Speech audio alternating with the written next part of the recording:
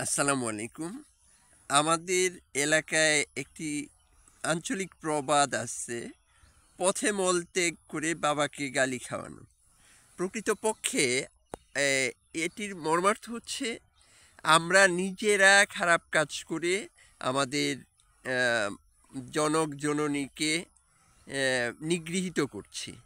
আ মানে আমাদের জনক-জননী পিতামাতা যদি কোনো দোষ নাও করে থাকে, তারপরও আমরা যখন অতিমাত্রায় দোষ করি বা আম দেখা যায় আমাদের অপরাধের মাত্রাটা বেড়ে যায় অথবা উম মোটা দাগে আমরা যদি অপরাধ করি, তাহলে তাদেরকে নিগৃহীত করা হয়, তাদেরকে অপমানিত করা হয়। মানুষ তাদেরকে যেমন ধিক্কার জানায়, অ্যাম মানে সন্তানের পাশাপাশি পিতামাতাকেও ধিক্কার জানায়। অনেক ক্ষেত্রে বংশগত দিকটাও অনেকে তুলে আনে যে এ এর বংশ পরিচয় হয়তো ভালো না। বংশের ওই যে কথায় আছে ব্যবহারে বংশের পরিচয়। আসলে ব্যবহারটা এখানে শুধু আচরণের প্রসঙ্গ না।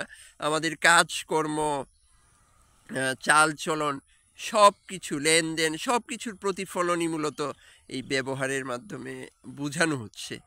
অতএব আমাদের উচিত হবে আমরা যেন নিজেরা নিজেদের অপকর্মের জন্য পিতামাতাকে বা বংশকে ছোট না করি, তাদেরকে যেন অ অ বিনা দোষে দোষী সাব্যস্ত না করি।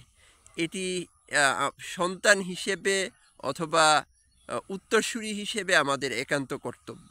আমরা যেন এই বিষয়টি অনুধাবন করে সকল প্রকার অন্যায়, অপরাধ, আ সব ধরনের খারাপ কাজ, জুলুম, অত্যাচার থেকে নিজেদেরকে রক্ষা করি, সেই প্রত্যাশা করছি। আসসালামু আলাইকুম।